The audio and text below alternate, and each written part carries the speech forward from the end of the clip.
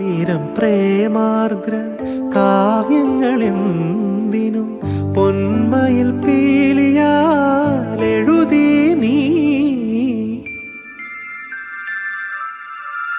ആയിരം പ്രേമാർദ്ര കാവ്യങ്ങളെന്തിനു